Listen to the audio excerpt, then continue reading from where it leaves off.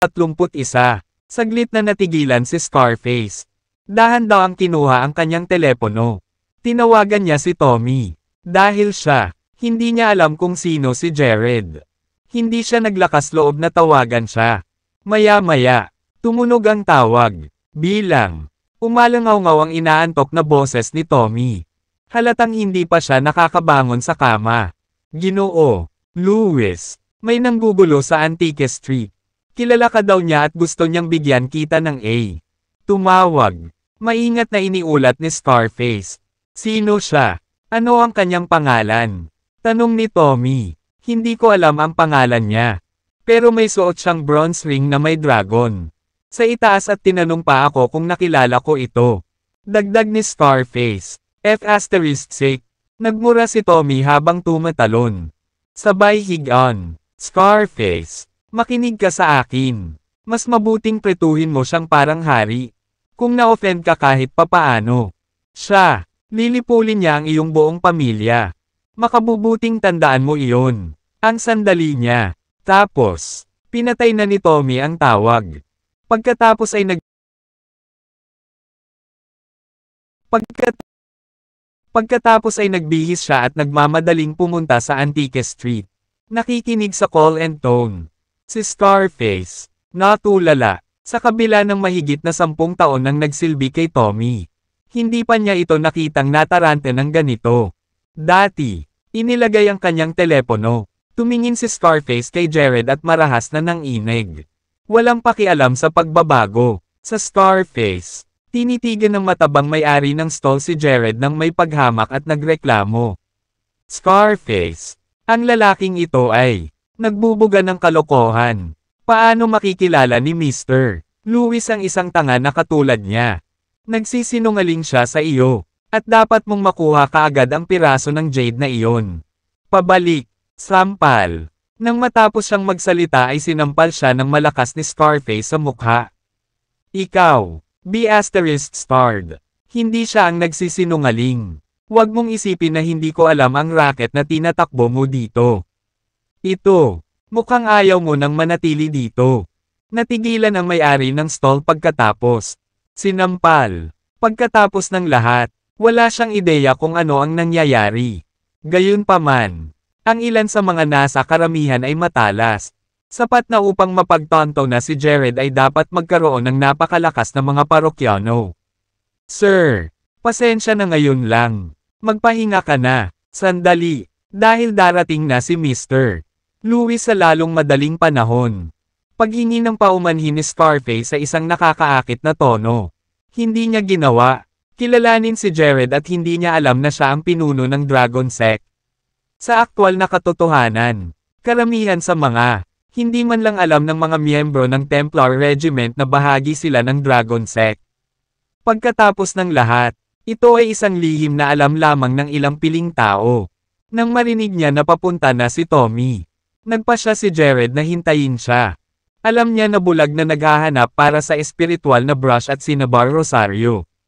Ay hindi siya dadalhin kahit saan. Dahil si Tommy ang namamahala sa Antique Street. Tiyak na magiging pamilyar siya. Kasama ang mga paninda na ibinebenta doon. Kaya, nagpasya si Jared na tanungin siya tungkol dito. Ano pa ang hinihintay mo? Kumuha ng upuan para sa aming marangal na panauhin. Malakas na sinipa ni Scarface ang binti ng may-ari ng stall. Sige, nataranta ang may-ari ng stall habang naglalabas ng A. Upuan mula sa silid para kay Jared. Makalipas ang mahigit 10 minuto, biglang huminto ang isang sasakyan. Sandali na bumukas ang pinto. Mabilis na tumakbo si Tommy. Nang makita ng crowd si Tommy ay bumaba sila. Isa-isa ang kanilang mga ulo. Hindi naglakas loob na tumangala. Pagdating ni Tommy sa harap ni Jared, he remarked while hingal na hingal, "Milo Mr. Chance, please let me know ahead of time sa susunod na punta mo dito. Alam na alam ko ang lugar at maaari kitang samahan sa iyong pagbisita." Nagbabrowse lang ako. Jared plainly sinagot. Pagkatapos ay tumingin si Tommy kay Scarface at nagtanong. Scarface, Anong nangyari? Hindi talaga sigurado. Kanyang sarili. Isinalaysay ni Scarface ang lahat ng kanyang nalalaman. Si Tommy ay hindi isang tanga at mabilis na naunawaan ang sitwasyon. Damn it, how dare he go around manloko ng iba sa pangalan ko. Nagmura si Tommy. Sirain mo ang stall niya. At, itapon siya pagkatapos mabali ang kanyang mga paa. Going forward, bawal siyang tumuntong sa antike. Kalye. Sa sobrang pagkabigla, bumagsak ang may-ari ng tindahan sa lupa. Ginoo, Lewis, Mr. Lewis, maawa ka sa kabila ng patuloy na pagmamakaawa. Ang kanyang mga pagsusumamo ay hindi narinig. Hindi nagtagal. Isang masakit na sigaw ang umalangaw-ngaw. Pagkatapos noon, nadala na siya sa eksena. Ang lahat, lalo na ang iba pang may-ari ng tindahan na nagalit kay Jared, ay labis na natakot na ang kanilang mga mukha. Nawala lahat ng kulay. Ang ilan ay umihi pa ng kanilang pantalon. Kabanata 32, Scarface. Alisin mo ang karamihan. Walang makikita dito. Bilin ni Tommy. Shoo. Umalis ka na. Lahat. Ikaw. Ano ang makikita dito? Kung sino man ang sapilitang bumili o magbenta ng isang bagay sa susunod.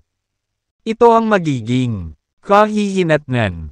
Umungol si Scarface sa mga tao, na naging sanhi ng pagkalat ng lahat.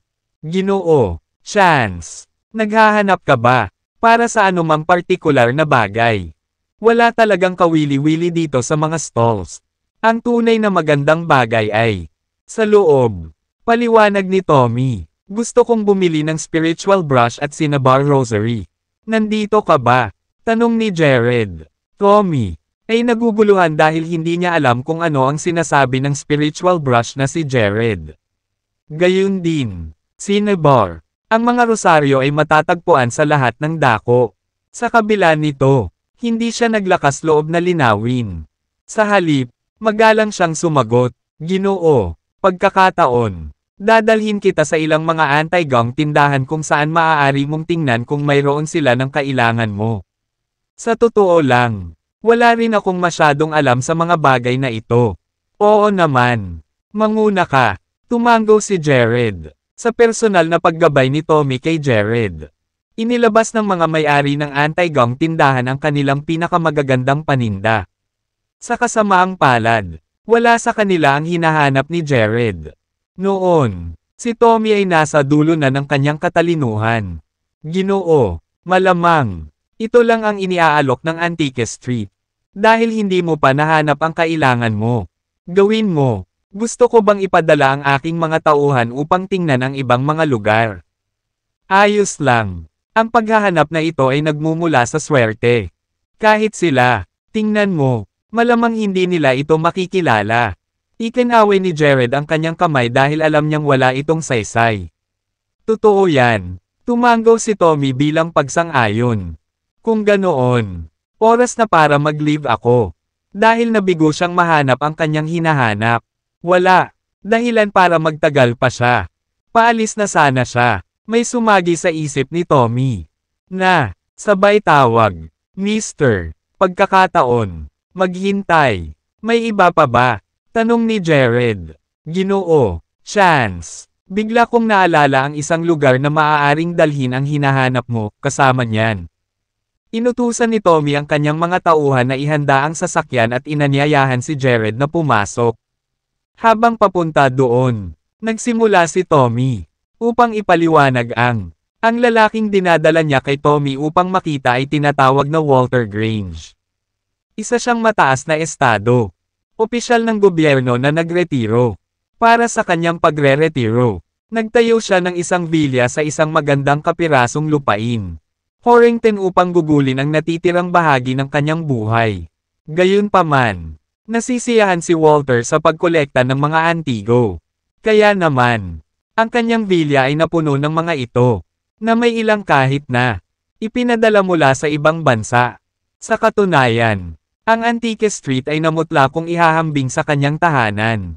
Samantala, si Jared ay nagulat na marinig na ang isang taong maimpluwensyang tulad ni Walter ay nabubuhay sa kanyang pagre-retiro sa maliit lungsod ng Horrington.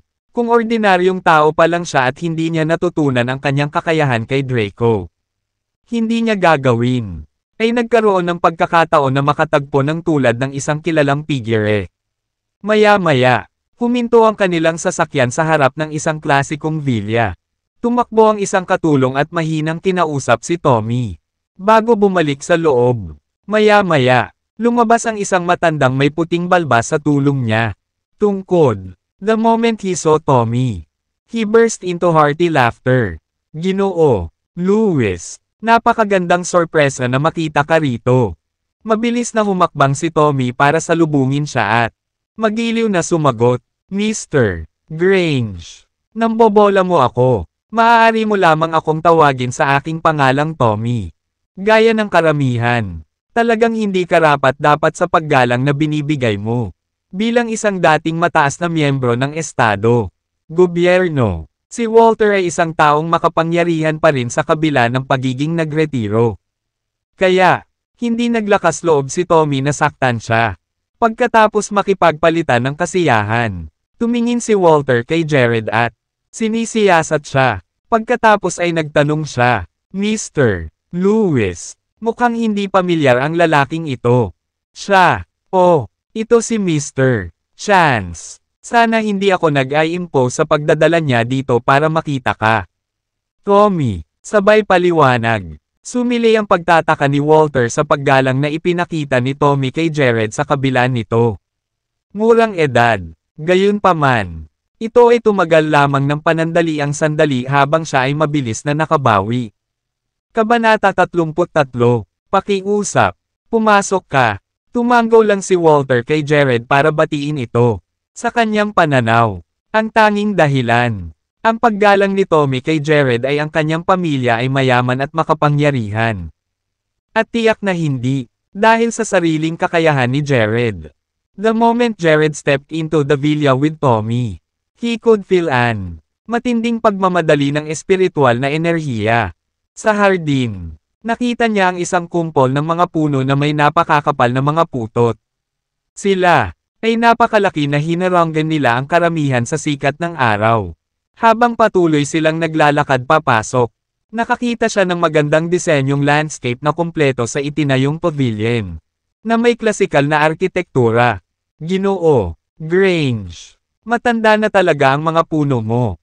Di ba? Hindi nakakatulong si Jared. Ngunit magtanong habang nararamdaman niya ang pag-akyat ng espiritual na enerhiya na nagmumula sa kanila.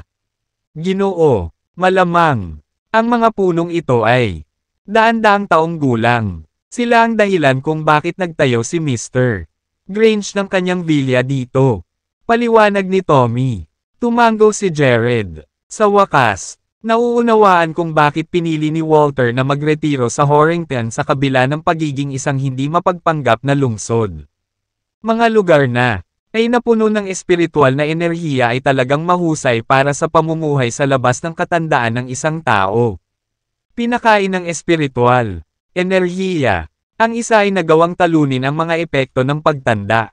Pagkatapos maglakad sa isang koridor, dumating ang grupo sa pangunahing bulwagan. Ito ay puno ng mga anti-gang kasangkapan. Bawat isa sa kanila ay hindi bababa sa 100 taong gulang. May dragon pa nga. Ang trono sa gitna mismo ng bulwagan na may 9 na higanteng dragon na inukit dito, na may gintong hagis na nakabalot. Sa ibabaw nito, ang trono ay parang palaging ginagamit. Nakatitig sa dragon throne. Napakunot ang noo ni Jared. Kilay nito. Please, umupo ka na. Casual na ikinaway ni Walter ang kanyang kamay bago umupo sa trono. Nang makaupo na sina Tommy at Jared, inutusan ni Walter ang kanyang mga katulong na maghain ng kape.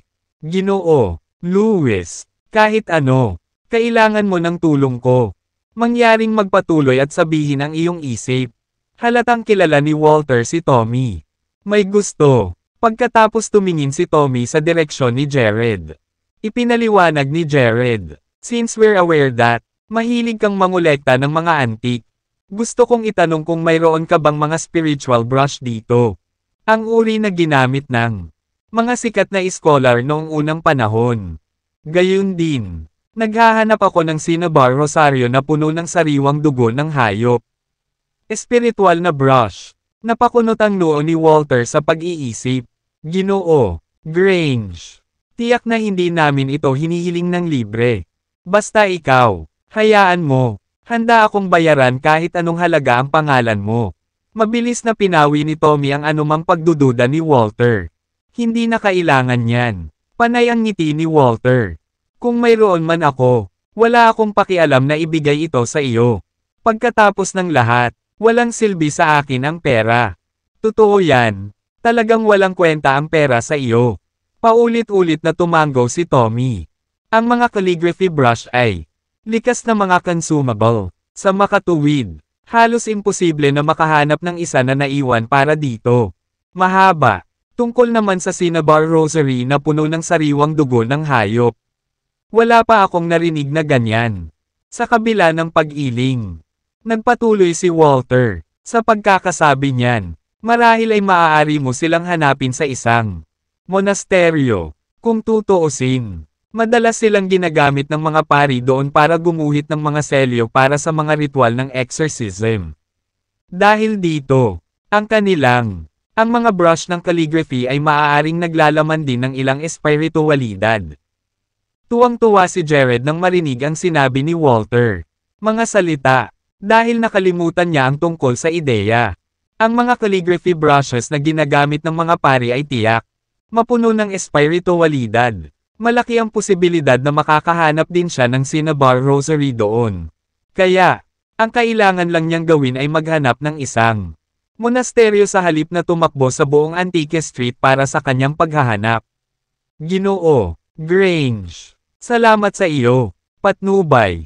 Tumayo si Jared at yumuko. Tawa ng tawa si Walter. Huwag mo nang banggitin. Ito ay wala, ngunit isang casual na pahayag. Ginoo, Grange. Excuse me for asking. Pero saan nanggaling ang Dragon Throne mo? Tanong ni Jared. Oh, masasabi mo kung gaano ka-special ang tronong ito. Puno ng pagmamalaki. Ipinaliwanag ni Walter. Malaki ang ginastos ko upang bilhin ang upuang ito mula sa ibang bansa.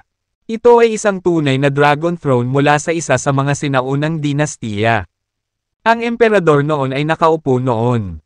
Ito, marahang pinasadahan ni Walter ang kanyang mga daliri sa trono. Halatang kinilig siya rito. Kabanata 34. Ang Dragon Throne ay isang simbolo ng katayuan ng isang tao. Kahit na si Walter ay nakakolekta ng maraming mga antigo. Ang halatang paborito niya ang trono. Araw-araw, uupo siya dito at maderama ang awtoridad ng isang emperador. Ginoo, Grange. Gusto kong payuhan kang sunugin mo ang Dragon Throne para mas mabuhay ka pa. Jared, hinikayat. Anong ibig mong sabihin? Nagsalubong ang mga kilay ni Walter sa sinabi ni Jared. Isinusumpa mo ba ako sa akin? Kamatayan. Galit na galit si Walter. Kung hindi dahil kay Tommy, hindi rin magiging karapat dapat si Jared na pumasok sa kanyang villa grounds. At gayon pa man, siya, ngayon ay nagbubuga ng mga masasamang salita sa kanya. Ginoo, Grange, huminahon ka, si Mr. Chance ay dapat magkaroon ng kanya. Dahilan para sabihin iyon. Bumangon si Tommy para palamigan si Walter. Tapos lumingon siya kay Jared. Ginoo, pagkakataon, maaari kang maging tapat sa amin. Kung tutuusin, hindi naman tagalabas si Mr. Grange. Natural na alam ni Tommy si Jared na iyon ay isang taong may kakayahan. Kung hindi, walang paraan para siya ang maging pinuno ng Dragon Sect. Anak, kung hindi mo kayang ibigay, may magandang dahilan ako. Walang makakapagligtas sa iyo. Ngunguso. Tumayo si Walter mula sa Dragon Throne. Walang kibo. Nakangiting ipinaliwanag ni Jared. Ang Dragon Throne ay pag-aari ng isang emperador mula sa isang sinaunang dinastiya. Sa kasamaang palad, ito ay natatakpan ng isang mapaghiganti na aura. Kung tama ang hula ko, isang emperador ang namatay sa mismong tronong ito noon. Walang ibang dahilan kung bakit ito gagawin. Mabahira ng labis na puot kung hindi man. Ang dahilan kung bakit wala kang nararamdaman habang nakaupo ay na ang espiritual na enerhiya sa loob ng buong lugar na ito ay nakatuon dito. Kaya naman, pinipigilan nito ang aura ng Dragon Throne sa ngayon. Pero sa ngayon, napuno na ang 9 na dragon sa trono, na may puot. Kung ipagpapatuloy mo ito, maaari kang mawala sa lalong madaling panahon. Hindi mo ba nakikita ang mga mata ng mga dragon? Nagsimula na bang umitim? Ang mga salita ni Jared ay nagpalamig sa gulugod ni Walter at nagpakilo sa kanya. Nang tingnan niya ng maigi ang Dragon Throne, napagtanto niyang nakatalikod na nga ang 9 na ulo ng dragon. Bahagyang itim kumpara sa mga kulay sa natitirang trono. Anak, itigil mo na itong takot mo. Ang mga ulo ng dragon ay naging itim dahil sa oksihenasyon mula sa paglipas ng panahon. Hindi ito napuno ng puot, puro kalokohan lang yan. Putol ni Walter at inihampas ang kamay sa mesa.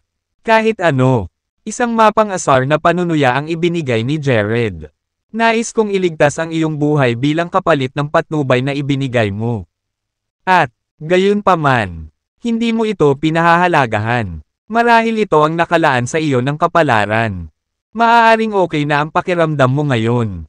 Ngunit, ikaw ay nagkakaroon ng mga bangungot gabi-gabi nang hindi bababa sa 1 buwan.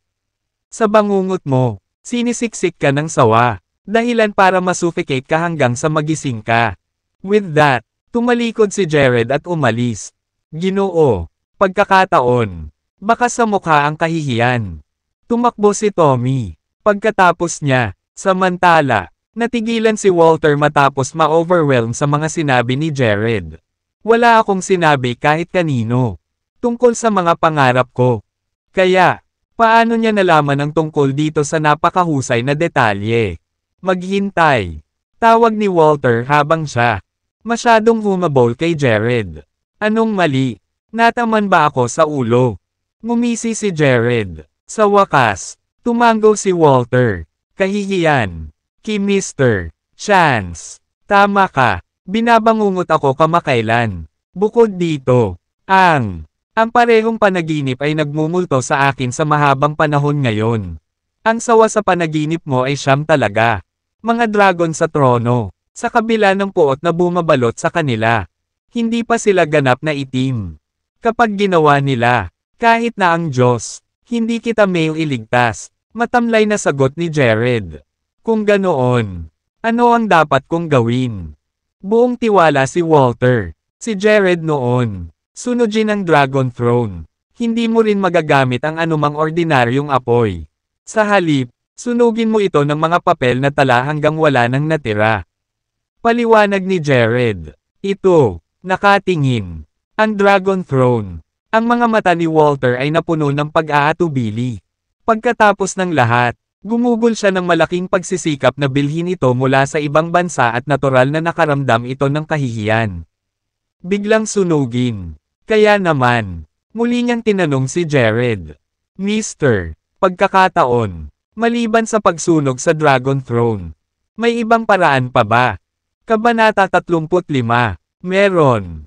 Tumango si Jared.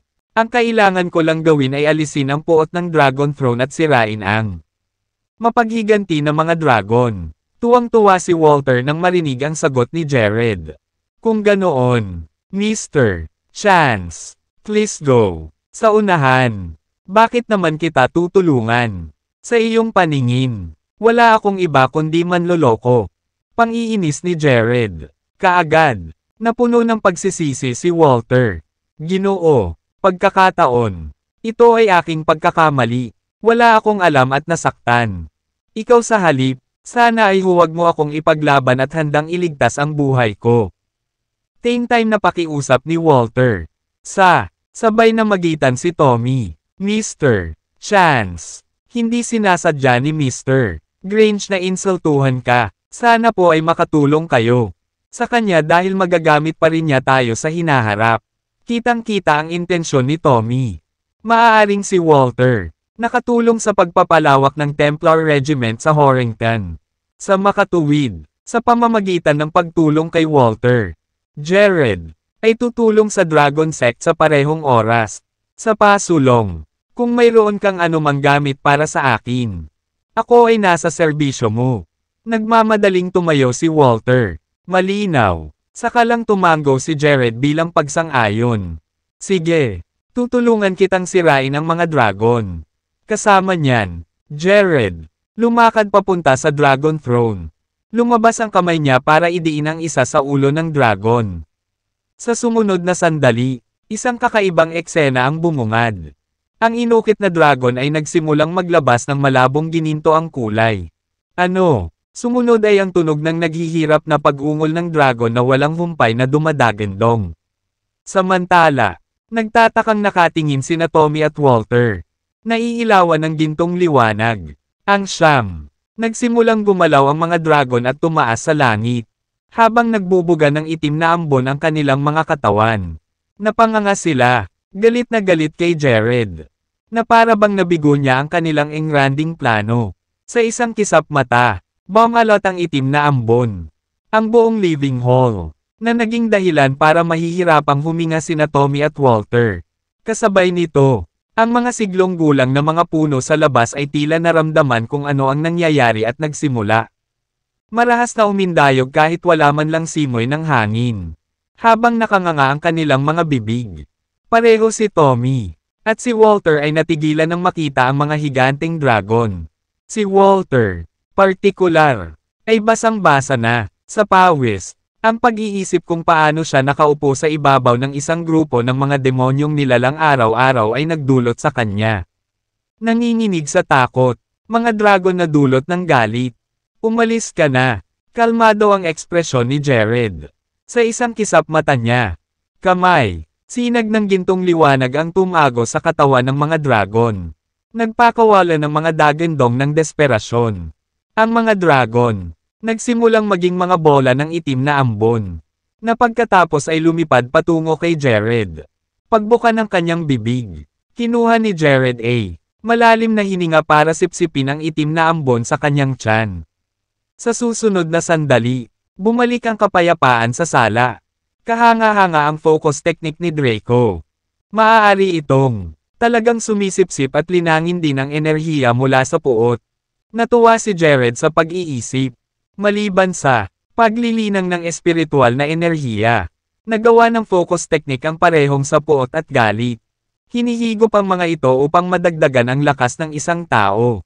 Dahil natunaw ang enerhiya mula sa puot, naramdaman ni Jared ang kanya. Lumalakas ang kapangyarihan. Lumalakas ang kapangyarihan. Makalipas ang mahabang panahon, tuluyang nakabawi si Walter mula sa kanyang pagkabigla. Mabilis siyang lumapit kay Jared at yumuko. Salamat, Mr. Chance, sa pagligtas mo sa buhay ko. Hinding-hindi ko ito makakalimutan.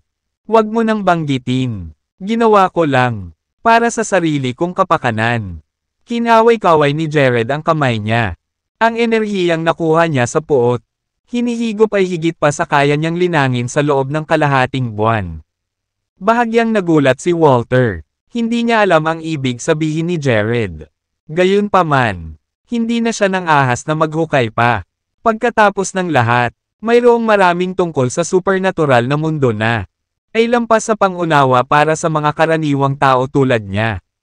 Ibinaling ang kanyang tingin sa Dragon Throne. Maingat si Walter. Nagtanong, Mr. Chance, about the throne. Ang Dragon Throne ay naging isang ordinaryong upuan. Maliban sa pagbibigay kasiyahan sa iyong ego, wala itong ibang gamit. Bukod dito, kailangan mong maingat na alagaan ang mga lumang puno sa bakuran ng vilya. Dahil sila ang susi para mabuhay ka ng mahaba at malusog na buhay. Pahayag ni Jared, habang nakatingin sa mga puno sa labas. Ito ay isang kahihiyan na ang mga puno ay hindi maaaring ilipat. Dahil ang espiritual na enerhiya na kanilang ibinubuga ay maaaring nakakatulong sa kanyang pagsasanay. Kung magagawa nila, dinala sila ni Jared sa tuktok ng burol sa dragon Bay.